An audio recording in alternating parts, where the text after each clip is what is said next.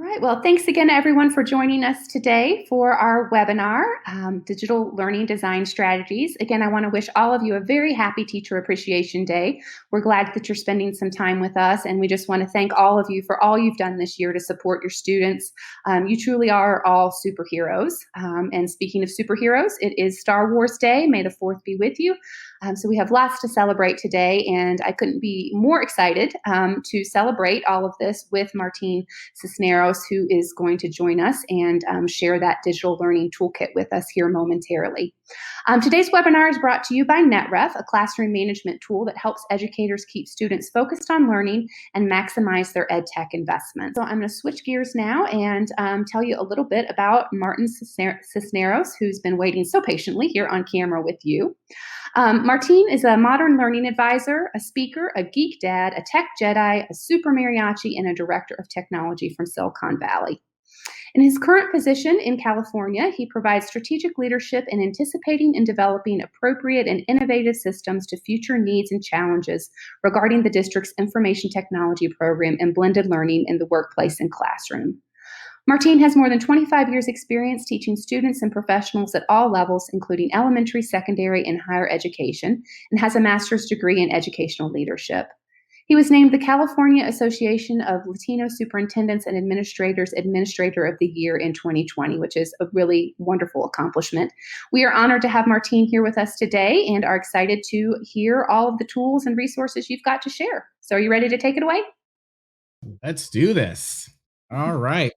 Well, good afternoon, everyone. Thank you all. I love seeing that we have people from every different location. So welcome to my galaxy. Yes, I'm in my Star Wars gear because today is May the 4th. And so a little bit of, thank you for the intro. And I definitely want to thank NetRef, and EdWeb for giving me this opportunity. So I like to tell people just a really quick about me. 25 years in the wonderful world of education. Started teaching started teaching with technology before we had the internet. So I like to say that to the kids nowadays, right? I started teaching, in the late 1900s, and technology has always been my hook for learning with kids. And just to give you a spectrum of what I have and have not taught, I just going to tell you what I have not taught. I have not taught first, second, 7th, 10th, and 11th, and I've taught everything else, including university and adults in my last career, right? So here are a few things that we're going to be discussing as we go along. How is distance learning working for everyone? How do we continue to engage our students, whether you are still in the full-blown distance learning, whether your kids have come back and you're now doing the blended learning, or what the future is going to look like. We're going to talk about, some design strategies that, we've accumulated over the years. And I say we, it's not only myself, but, my PLN is pretty large with wide ranging from folks from all over that I have met over the years. And we're going to talk about how do you develop digital scaffolds and how do you provide learning toolbox, not only for your students, but for your colleagues, and if you're leadership, for your parents as well. So let's start off by doing this, right? For a lot of us, whether you are already into educational technology and learning about how to do blended learning, for a lot of us, distance learning really took a different twist for us, right? And for the most people in my team, this is how it felt. It was an extension of what you were doing already in the classroom, but it was at the same time a little different, right? And for those of you who had seen people not get on the technology bandwagon yet, there was a lot of transformation that happened. So all of our teachers got some taste of what that looked like for them, and this was part of that result.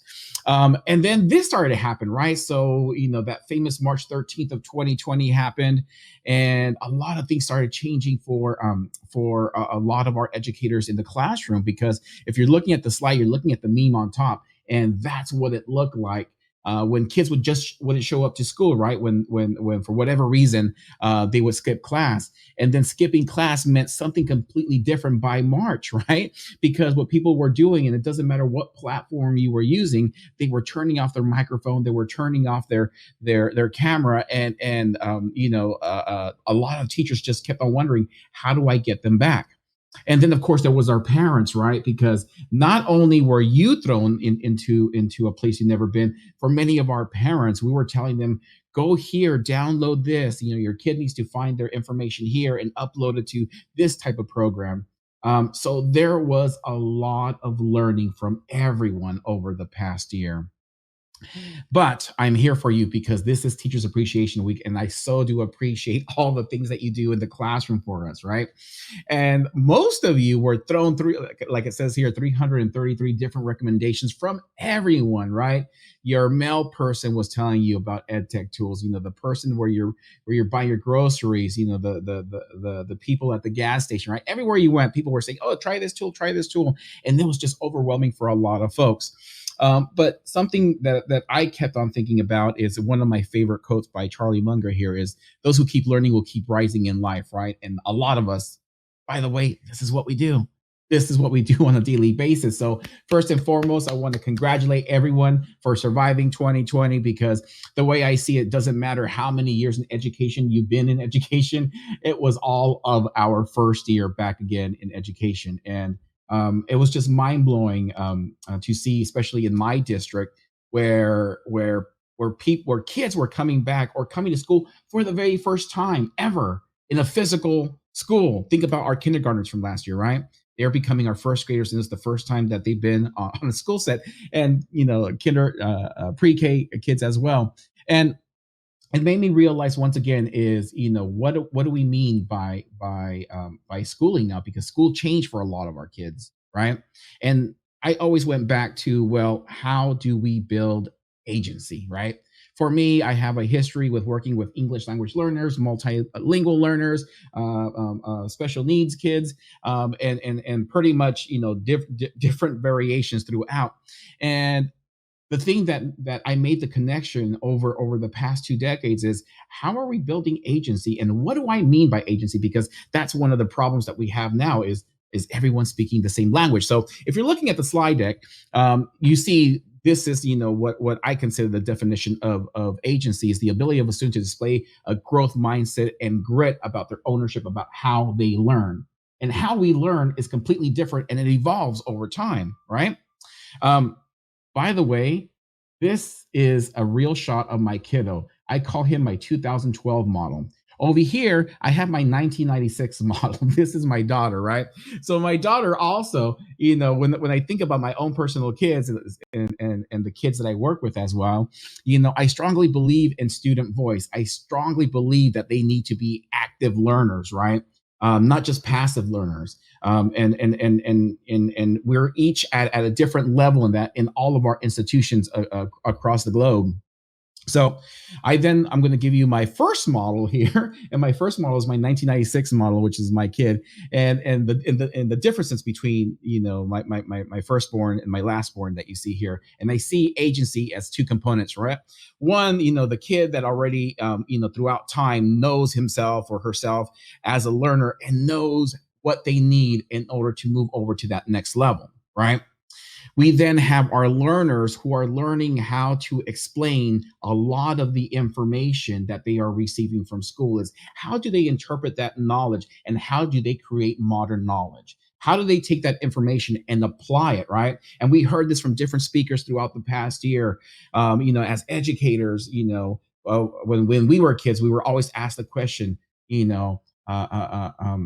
hi, Martin, when you grow up, what do you want to be? And most of us, Sorry, I couldn't hear what you said. All right, that was my punch. And a lot of us, would ask her about, stuff that was already existing, right? I want to be a doctor. I want to be a teacher. I want to be a nurse. I want to be, and except for me, I always used to say I want to be an X-wing fighter pilot. But anyways, I can now in virtual reality. But the reason why I'm saying this is because in today's world, the question we need to be asking from a lot of our kids is not what you want to be when you grow up, but what problem do you want to solve?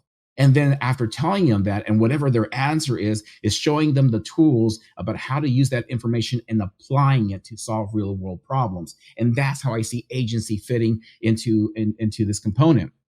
And I get this all the time. Is everywhere I go is, Martin, how do you build it? Is it a tool? Is it a curriculum? And no, it's something I say. It's something that you build over time, right? So how do we do it? And when I first started thinking about this, I first started thinking about this way back when I first began teaching. And I just started, using technology on top of it as time went on. But I basically started thinking about scaffolding and working with English language learners quite a bit. I always found different ways of scaffolding information because I used to think to myself, what information do my students need in order to be successful when they leave my classroom that day, that week, that month, or that year, right? And there's a lot of components that go into it. But then I started to develop these things called toolboxes because then I started thinking, well, not only do students need these toolboxes, right, but who else needs them? Oh, our teachers need them, my colleagues, right, our staff, our para educators, or our other educators that work with our students who are not the main teacher. And let's not forget our other leg, our parents, right? And I've taken the opportunity over the past few years to develop these toolboxes or these strategies, and now what has evolved to I call these now modern learning toolkits, right? And they came from the whole cycles of learning, right? From explore, explain, and apply. I got this from cyclesoflearning.com from Ramsey Masalam, and it made me really realize about how are we providing multiple pathways of learning, right? And what I mean by multiple pathways, like it says here on the slide, how are we providing different levels, different place, pace, path, and time? A lot of that we got to experience because of synchronous and asynchronous learning during this past year. And so it made me realize, like, wow, we need a, we need, once again, we're caught in this middle, right? We're creating change agents at this moment. So what are the type of toolkits that they can use? So I always tell myself, well, you must explicitly teach the skills that you want them to learn. So the first thing I thought about is like, well, I'm going to call these learning hooks, right? I'm going to call these learning hooks, and I'm going to teach. The story that I have is, it was 1998, and I was teaching, I believe, fifth grade or sixth grade at that moment. And I remember, I can't remember what led up to it, but I remember a student asking Mr. Cisneros, "How do you learn?" And I go, "What do you mean? How do I learn?" He goes, "Yeah, how do you learn? How do you learn things?" And I just thought, okay, I'm going to just give an example about how I learn. And what I thought was going to be a 10-minute, a mini lecture became, one of the biggest things that I've ever done in my career, because it went from that to, kids, and then parents started asking the same things. And then it evolved from there. And like everything else, ladies and gentlemen, tools evolved over time, and I used the tools what we needed for during that time. But what I'm about to show you is just a sample taste about what learning hooks are, right? Because many of us are using a variety of different tools, but once again, it's the great example I always give to people is when I was teaching fifth, sixth, and fifth grade on up to middle school, and even in high school on certain occasions, I would ask students, let's pull out this graphic organizer, and I remember having a conversation with a colleague of mine, and then her telling me, goes, "Don't you hate it when students don't know how to use graphic organizers?" And I told her, I go, "Look, today I found out that 90% of my kids were always given organizers, but they were never taught how to use them." Right. So in my head, it's like, it's one of those big ahas for me. So I always involve this. So I always have these boot camp training at the beginning of every school year about how does Mr. Cisneros learn? What are some tips of how do you learn? And I would do this, back to school night. I would do this for my other teachers and so forth. And I call these learning hooks, right? And I'm going to give you an example. Many of you are using YouTube for some type of instruction in your classroom. But I'm going to give you an example about how to teach kids how to use these wonderful tools. So check this out. If I click on YouTube, some of you old enough might remember this. Come from the air you breathe at work, but thanks to the American Lung Association, you can breathe a little easier. They're working to fight all this lung disease. Your lungs are a miracle. Take care of your lungs. They're only human. And if my lungs weren't in great shape, I couldn't have said all this. The reason. Now, I laugh because that when I was a kid, this guy used to come out in these wonderful commercials, right? Yes, Brenda, blast from the past. And he was like, I guess, the fastest talker in the world, and he would make all these wonderful commercials. But sometimes our students think we speak that fast, or whatever they're viewing is going that fast. So here's a little tip for you. Trouble can come from the So when you're in YouTube, if you go down here to the settings and click on the settings, you have a playback speed. So I'm going to click on where it says normal, and I'm just going to move it down. So that's right, ladies and gentlemen, you can either slow down or speed up YouTube videos. So I'm going to click on the 0.75 and look at how he speaks now. Air you breathe at work, but thanks to the American Lung Association, you can breathe a little easier. They're working to fight all this lung disease. Your lungs are a miracle. Take care of your lungs. They're only human. And if my lungs weren't in great shape, I couldn't have said all this. The reason why I think this is right, he was now, you can now understand him a little bit better. But this goes for podcasts, this goes for anything video or audio that people are using. I've gotten to the point where, like I said, you can do this on podcasts. And what I do is I have a minimum of a 1 hour commute to and from work all the time. So this is how I learn. I take that time in my commute to turn it into a professional learning experience for myself. So what I do is I make every podcast go 1.5 the regular time rate. And what that means is I go through a lot more content. I go through audiobooks a lot quicker. And I have friends who go a lot faster, but also for those of you who are thinking, no, you're going the wrong way. Yes, you can also teach your students to do what I just finished doing here on the YouTube video and reverse it and make it slower. So if they are learning a new language or they're having difficulty learning how to read, these are some techniques that you can use, right?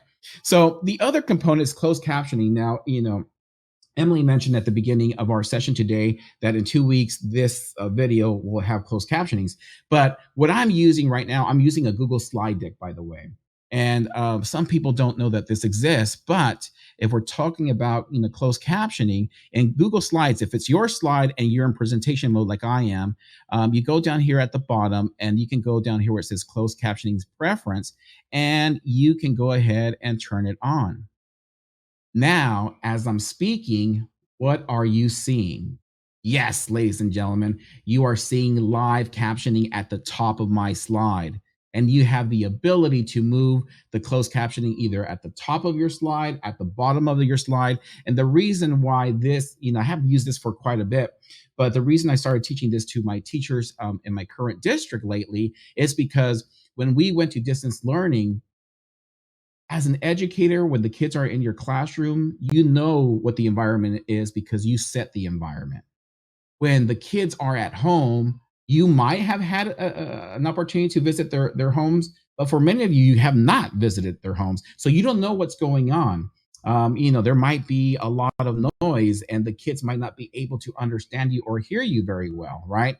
This is just another way of students understanding the content that you're providing for them. And I know what some of you are thinking right now, but Martin, I don't have a full blown deck like you do. You don't have to. You don't have to.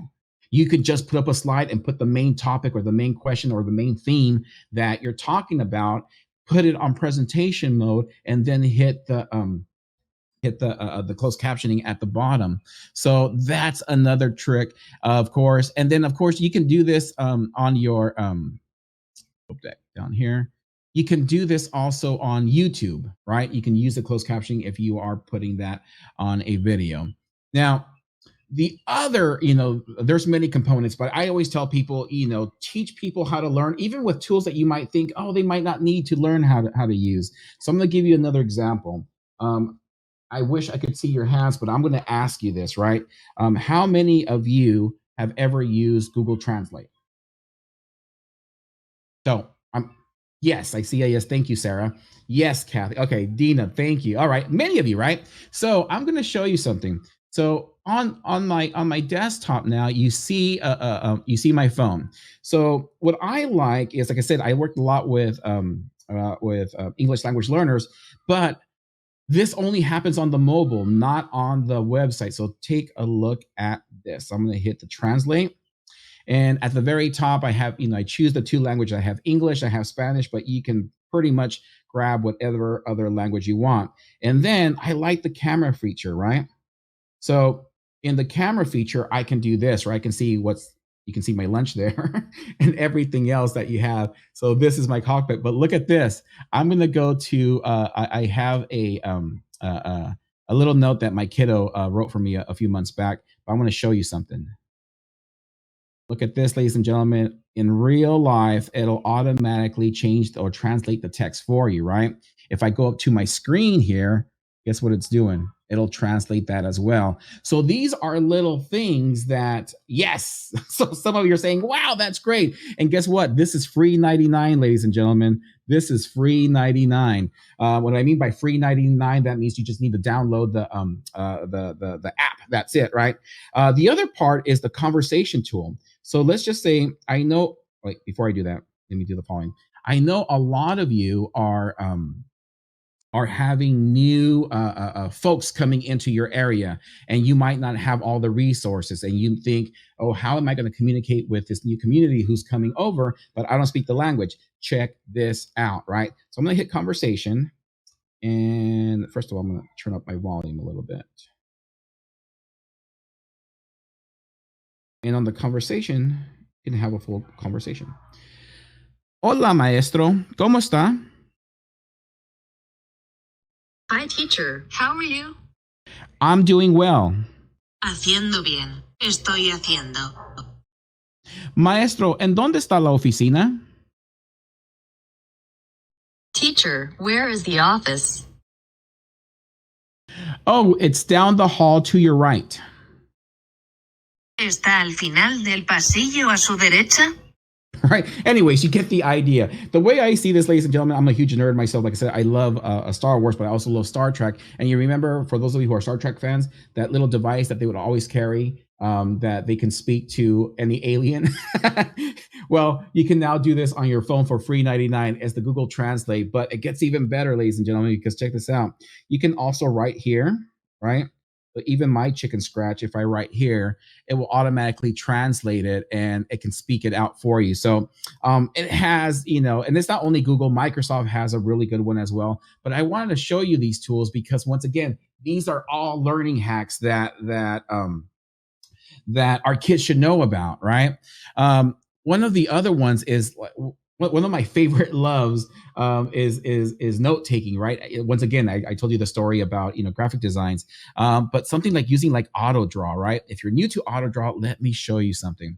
So I'm gonna draw something. I'm just laughing at the comments, by the way. I'm gonna draw something, and on the chat, I want you to type in what you think I'm drawing. Y'all ready? Check this out. Tell me what you think I'm drawing.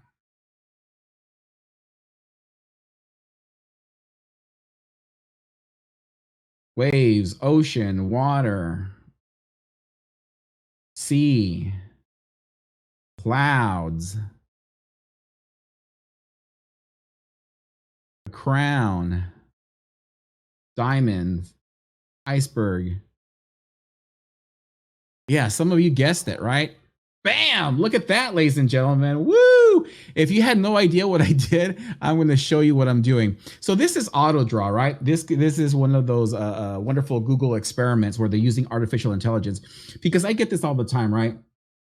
If you walk into the classroom, Dina, I love the emoji, by the way. If you go into the classroom and let's just say you go into a kindergarten, you go into the kindergarten classroom and they don't know you, and they say, and you tell those kids, you stop them, in their tracks, and you ask them, how many of you are geniuses? Right? There's like, you'll see like this bright light like this. Ready? Oh, did they turn on? Oh, there we go. So you'll see all these hands, and you'll see this glow come from the kids, and they 99.9% of those kids are going to tell you, I'm a genius. And you'll see that one kid in the back of the classroom that's going to start looking at you like, bro, you don't even know how I can tie my shoes, right?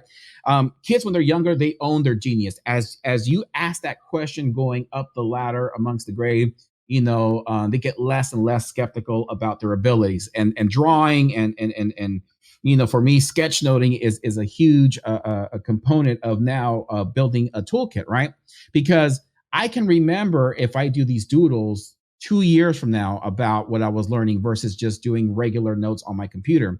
So, but you're going to get this all the time. Oh, Mr. Cisneros, but I don't know how to draw, right? I don't know how to do this.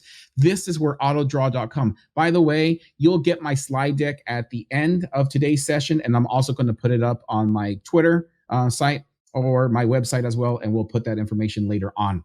But I'm going to show you again. So if you're not good to drawing, I'm going to do this again, but I want you to see what I'm doing. As soon as I draw anything, look at what happens up here at the very top, right? Google is now trying to decide, oh, you're trying to draw, a mouth, lips, a shirt, right? And the more squiggles I do here, the more it's trying to guess, right? And it's like, oh, you're trying to draw a diamond, right? And what I love about this is kids can now tell different stories, or they can create their own notes, right? And there's a variety of different things. So I love auto draw, and this is great for the older kiddos. For the young ones, right? For the young ones, I always love to connect music and art with it. So I did this with my little guy. So when my little guy was very, very little, like 2.5, 3, I showed him how to do this on our iPad. This is called Kadinsky. And we were so much into butterflies at that time. So I started to teach him how to do this.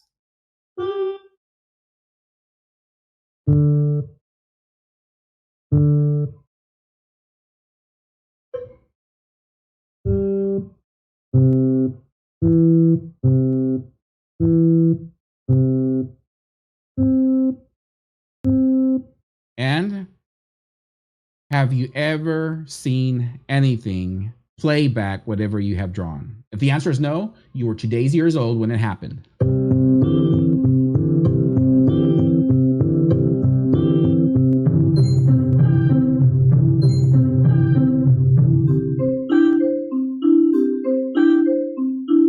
Oh, ladies and gentlemen, the amount of time you're going to spend just on this one. Right? There are so many experiments. So Chrome Music Lab, it's part of this, but it's also a way of teaching science and art and literature all at the same time, right? So once again, these are all different stuff. Now, unfortunately, I don't have time to go through each and every one of them because of time, and I do want to move forward, but I do want to let you know that when you do get my slide deck, you just need to click on these things and they'll take you directly to the resources that I'm sharing with you at this moment. All right. So the other thing I do want to connect with everyone today is, this whole notion of curation, because unfortunately, however you want to see it, is I tell people, we're not just educators, we're not just teachers, and we should never say that, by the way.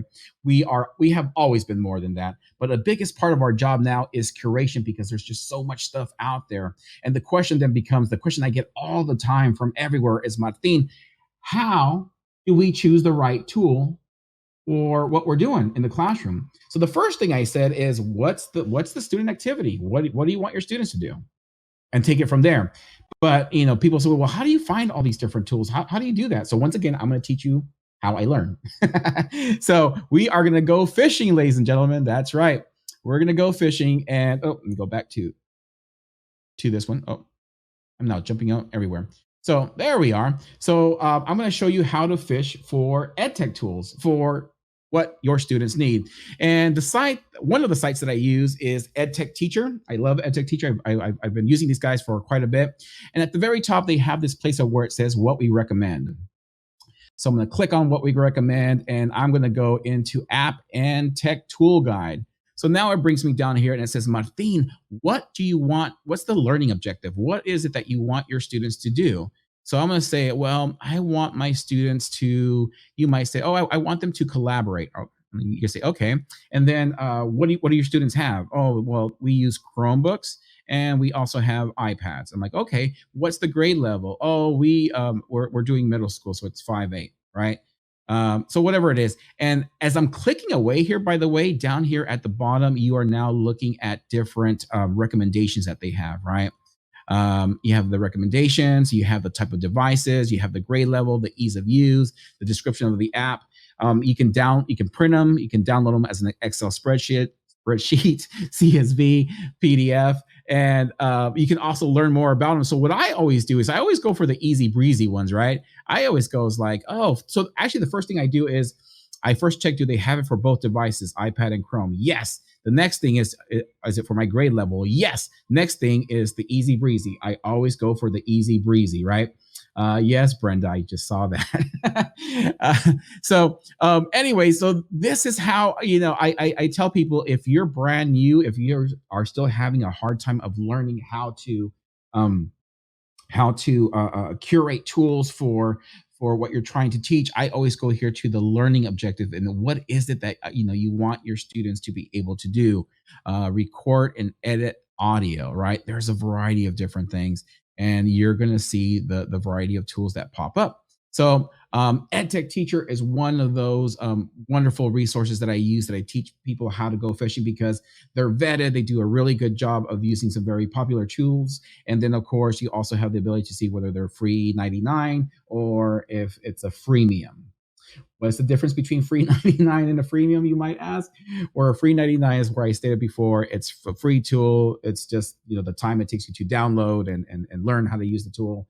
The freemium is where they give you the tool for free up to a certain level, a certain amount of time, and then you have to pay for it. So, and there's different budgets for different folks throughout.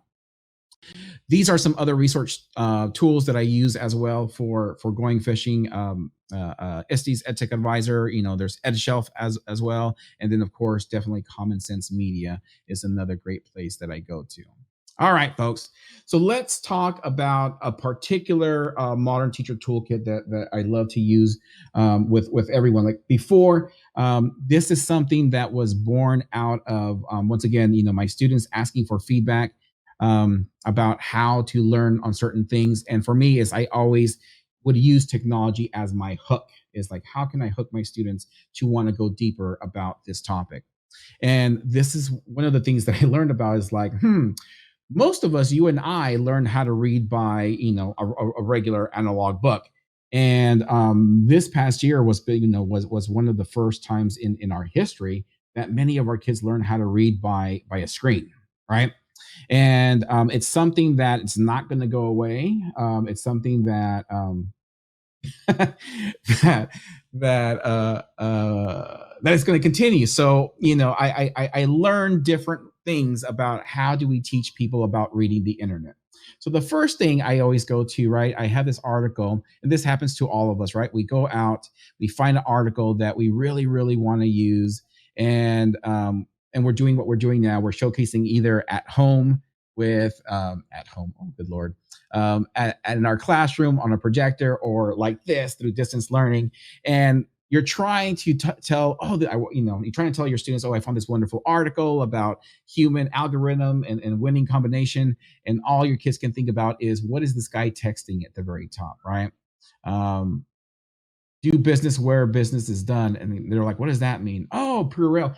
In other words, they're thinking about pretty much everything except what is on their, except for the content. So,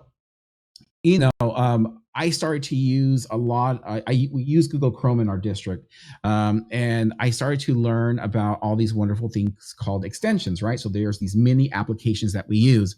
And one of the ones that I started to use quite a bit is this one called Mercury Reader. So the first thing I'm going to show you, for those of you who are new to extensions, is extensions are, like I said, these mini applications, which either my site is down, and let's see. All right, there we go. And what they do is they allow you to do these small extra things on your web browser, right? So what I'm going to show you is how do these tools allow our students how to read the internet a little bit better. So the first one is this one. And for me, when I look at this, it's like, yes, I already paid my taxes. But once again, everyone's eyes goes to everywhere except for the content.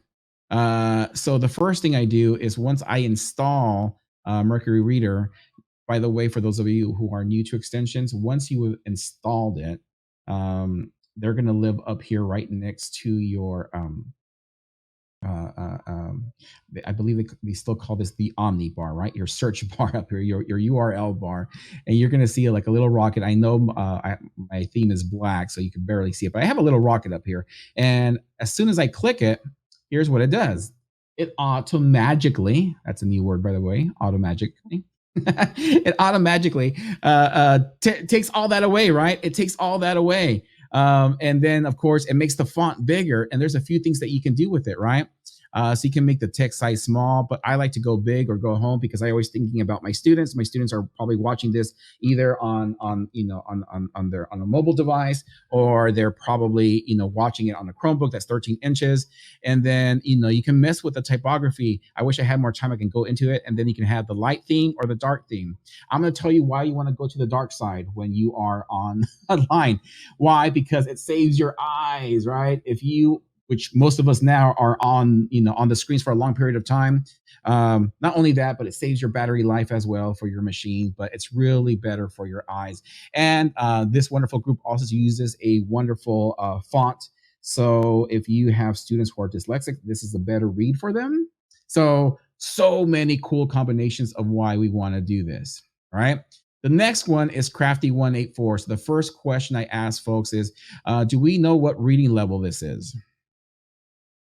I'm just going to zoom in a little bit so you can see it.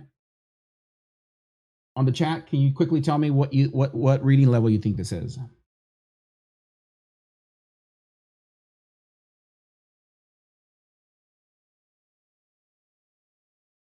Daria, 8th grade, 11th grade. I see 5th grade. Okay, 9th grade. 5th grade, 10th grade. Okay. And I have no idea how you're measuring that, right? But there's this wonderful tool that I use called Crafty Level, and it's from Crafty 184.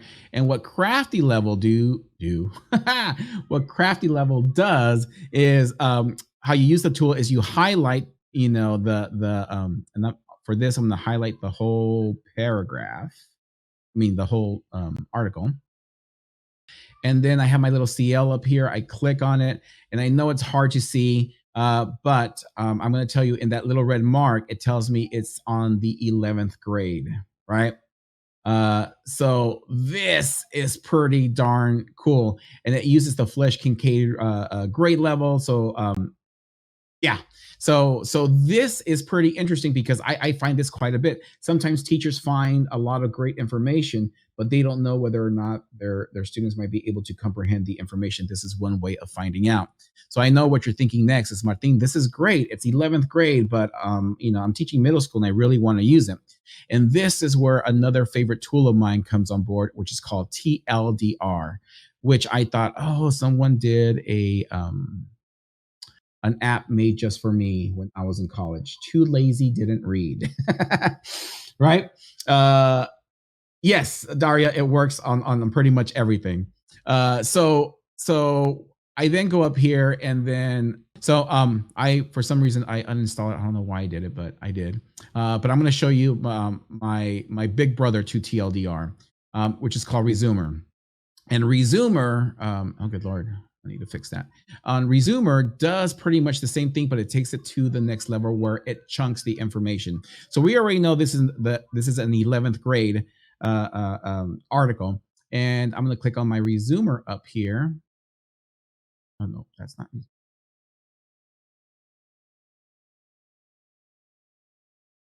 Did I just uninstall a variety of different things? Of course I would. Okay, let's just go to and install it. Web store.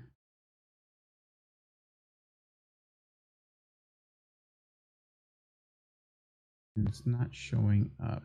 All right, ladies and gentlemen, I got to see what's going on. I just won't have the ability to show you for right now. Try one more time. If I have it in my other.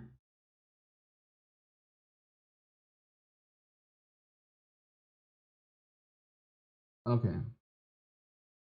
For some reason, have it. Well, what I can tell you is it's a way of chunking information. That's all I can tell you. And I apologize, but excuse me. Anyway, I will make sure that I will update the links on this slide deck so we get to the right one. All right. So what are some other nifty things? Well, once again, I talk about teaching kids how to read. And like I said before, when I found the study from Stanford about how reading a book or actually listening to the book is no difference. It's just your preference. I was like, yay, because I consume a lot of text to audio. One of my favorite tools is Immersive Reader.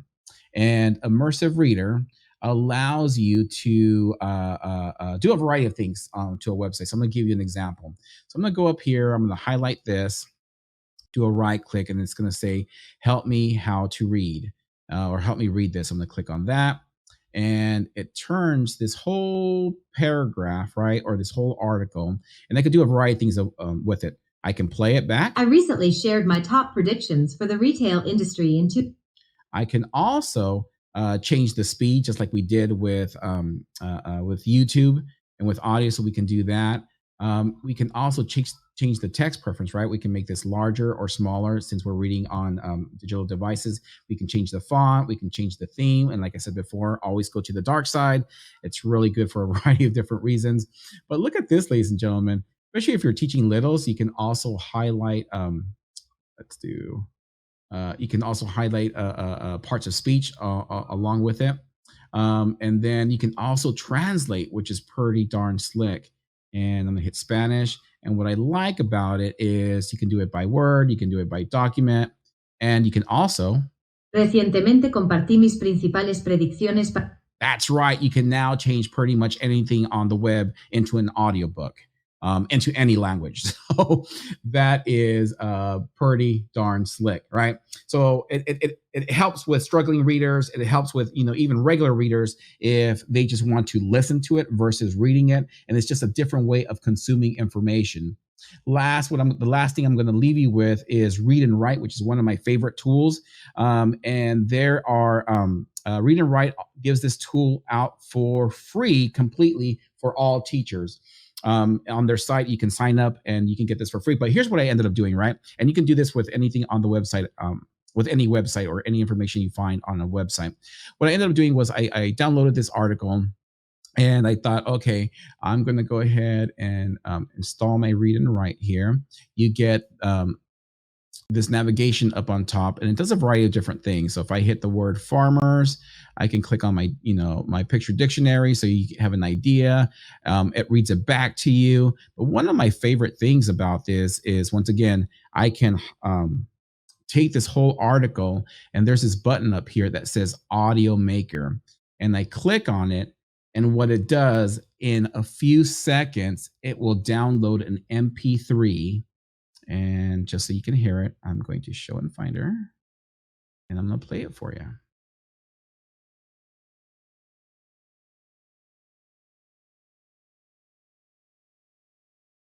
Violin Jokos and Mary McDougall favorite experiences 2018 Century. Oh, and I had it in Spanish, by the way, but you can of course use it in whatever different language. So I love this. But the coolest thing that I have for it is I went through here, I highlighted the words that I thought my students might have trouble with, and I click on this wonderful bar up here that says vocabulary, and I said, "Look, Ma, no hands, right? No hands."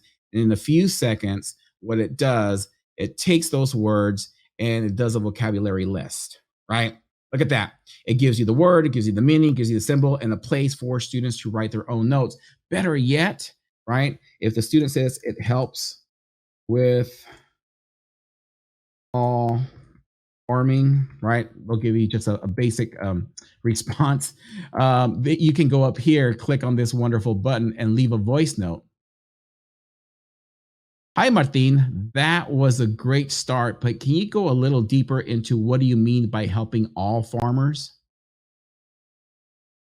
And then you insert it. Give it a few seconds. A few more. I know we're running out of time here. And what it should do, there we go. So it takes that, and you can now leave voice notes to all of your students, right? You can leave voice notes. So we are running out of time here. So want to leave you with that. And once again, this is Read and Write, and make sure you go out and get it. So what I want to leave you with is all these, of course, is building agency is a way to build and increase student voice. And I know a lot of you can probably build your own toolboxes, right? One of the things I love this from Dave Burgess, right? And this quote is the willingness to relentlessly search for what engages students, right? That's where my head is at all time. And I get this all the time. Well, Martino, well, how do we get, you said it in the beginning of this, how do we get students to work on real life problems? And I go, well, find out about their passion, find out about their purpose. And there is the last thing I'm gonna leave you with here is this tool that gets your students to turn their passions and purpose into projects, right? So if you click on here, let's imagine, and we're going to do this really quick. What am I a fan of? I am a fan of music. I like to spend my time learning about coding. I am good at I'm gonna say making hard things look easy. I can only spell correctly. And I want to learn more about what do I want to learn more about? I'm gonna say financial literacy. Oh, good Lord.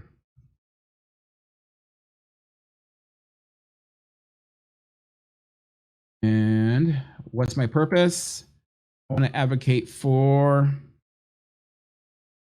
something that Ken Shelton said last week, which I love. It's called Tequity. I'll learn more about that, and I want to advocate for it. I want to raise awareness about learning.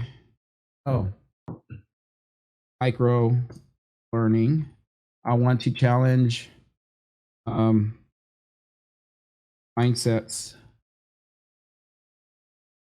about ed. I want to help people overcome fear of failing. And what it does, you hit next, hit continue, and it generates this wonderful thing about how might we use this to do this, and you can change these up. And what I love about this is because this is coming from the kids, it's not coming from the teacher. So that's where we get them, right? So ladies and gentlemen, thank you. If you have questions, please put them up on the on the chat. My name is Martin Cisneros. You can get at me at The Tech Prophet in all the socials or at my website, thetechprophet.com. So with that, I hand it over. Thank you so much, Martine. I wish we had a lot more time with you. I know everybody does, but this little showcase of the tools that you shared was really informative. And again, folks, you'll get access to this presentation in a variety of ways through the EdWeb platform. And also Martine's going to share it out on his Twitter feed. So you'll have access to all of the tools and the links in the presentation. I know there was a lot to digest as we were learning these from Martine. But again, thanks for all of this. And we are going to get to some Q&A here just shortly. I'm going to let Martine take another sip of water while I thank NetRef for bringing Martine to us today, and to let you just know that NetRef, again, is a classroom and device management solution that helps educators keep students focused on learning. Again, lots of distractions, as Martine was showing with those banner ads and pop-ups and things like that, and there are tools within programs to help alleviate that, and NetRef is another one of those tools that can be used to help keep students focused on learning when on devices. And NetRef also provides insights into your EdTech ROI, so you can know what programs to continue to invest in, which you might need to do some PD around, and again, use those tools more effectively and most effectively. So I know the school year is coming to a close, but you can still use NetRef for the rest of this year for free or in summer school. We're offering it up so that you can see how it works, get some insight into how teachers and students are using devices, keep kids focused in these last few weeks of the school or over summer school. So if you're interested in that, I encourage you to visit net-ref.com to learn more about the software program, as well as to take advantage of this free offer. All right, let's go ahead and do some questions, Martine, in the time that we have left.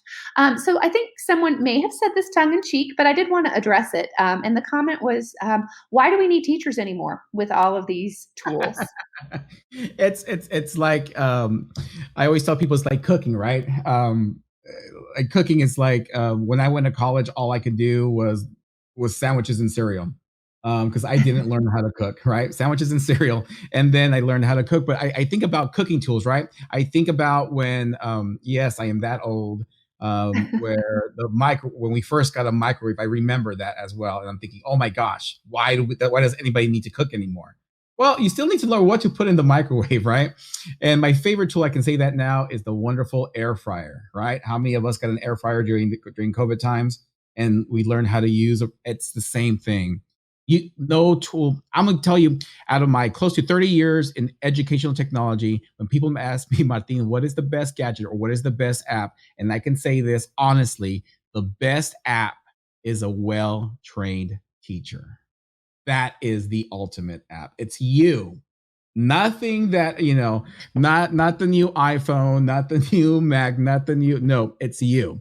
A well-trained teacher, well-trained educator will always be far superior than any app ever. So I'll end with that. Yes, and as some people are putting in chat, as you had mentioned earlier in your presentation too, of teachers being curators of all of these learning tools and opportunities, and helping students navigate that and learn that. So it isn't about the tools; it is about the wonderful work that teachers do with those tools. So. Yes, thank you for addressing that. So here's a question that does happen a lot. A lot of these tools die or are sunsetted. So how do you go about choosing tools that are going to have longevity and a good shelf life? It's like everything else. It's I'm gonna go back to cooking again, right? I started off with salt and pepper just like everyone else, and now I now when I grill or when I'm making, you add spices and you keep on adding, and sometimes things just go away for whatever reason. But we live in a world, and like I said, I work. We're here in Silicon Valley, so I'm trying to remember. I think there's something close to like either 85 or it's 185 every 2 weeks. I'm sorry, 185 tools every 2 weeks come to existence. Oh my gosh. That's ridiculously amount of tools. Yeah. And so what I end up doing is I connect, so I go to EdWeb, I go to the ISTE website. Here in California, I go to q.org. I go to AXA, I go to CITE, right? California IT and Education. I go to all of these and I grow my PLN. That's the other thing that I do is I connect with other educators. And for me, it's it's like social media is what you make of it, right? And I always tell people, make sure you have your own social media policy. So I'm gonna give you an example. If you become a friend of mine on Facebook, you're gonna see me, all my Star Wars geekiness that I have, my kids, and what I eat. If you're a friend of mine on LinkedIn, we're talking about learning. We're talking about maybe a vendor, right? Maybe that's where I connect with MetRef and talk about how can we use it in our district. And I use different platforms for different things. Twitter, just to communicate about some really cool ideas in enhancing teaching and learning. And on Instagram is a visual representation of my everything. and once again, but what I try to do is I try to connect with people, and I call it digital weeding, by the way. I go to your profile, I look at your last 10 posts, and if I'm inspired by anything on your last 10 posts, you and I become friends. Because this is what it's all about. Is I curate that information. So I do a variety of these different things, like I said, and using resources like EdTech Teacher and Common Sense Media are some other ones. But just like I connect with my professional learning network, or my PLF, my professional learning family. Yeah, that's good advice. And, unfortunately, in the world we live in, we're going to lose some tools that we love, but more will be introduced. And so that is part of having to be a modern learner, is to be able to to adopt new tools, let go of the ones that we may be most comfortable with, unfortunately. But always something new and exciting out there. A few nuts and bolts questions on some things that you showed. Was that playback speed option only available with YouTube Premium or on any YouTube access that you might have? So it's with pretty much anything, but I've seen it now where there's certain videos that, and I don't, this is as far as my knowledge goes, only because I love how Google always introduces tools that they sometimes bring tools or take away tools that we normally Yeah. use. But I see this pretty much everywhere, not only in YouTube, but in all the variety of other tools that we use. Because I did mention like podcasting, and what do I mean by that? You look at the top, whether it's Spotify, whether it's iTunes, whether it's SoundCloud, all of these have that option now. Yeah, I think that's becoming a somewhat standard feature. So again, for accessibility. With the auto draw, which was so cool, we got a couple different questions about this. So do you think it's applicable or that pre-K age children could use it? And then on the flip side, how have you seen high schoolers react to it? Do they roll their eyes or do they love it? They love it. And it's like I said, I wish I had more time, but there's a lot of stuff. Even this guy right here, the music lab. I've done this with students at Stanford University. Oh wow! and how we can apply it to science, how we can apply it to art, how we can, and once again, just because. And I bring this from a level of working with special ed students. There is no such thing. There is no grade level for a lot of these tools. It's how you use it in the classroom and how you find ways of using it in the classroom. That's why these webinars. I've learned so much from these webinars that we've had here on EdWeb, where it's like, oh, I never thought of using it that way, right? And so the answer is yes. High school kids love it because I'm going to tell you, especially like I said before, if you ask that question is, are you a genius? Kids are going to draw everything, right? If you remember the wonderful Sir Ken Robinson, one of my favorite stories of his is, there was this little girl in this classroom and she was, she never participated, but she loved just, this activity. So the teacher walks over and looks down and says, "Hey, hon, what are you drawing?" And then she looks up at the teacher and she says, "I'm drawing God."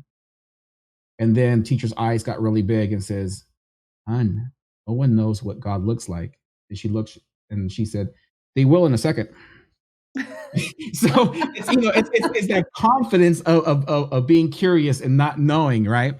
And that's the way I think about tools is we not only should we enhance what the students are wanting to do, but part of our job, a large part of our job, is curating. That's where the whole modern learning advisor comes in. You advise the type of tools. Now, how they might use it is completely different.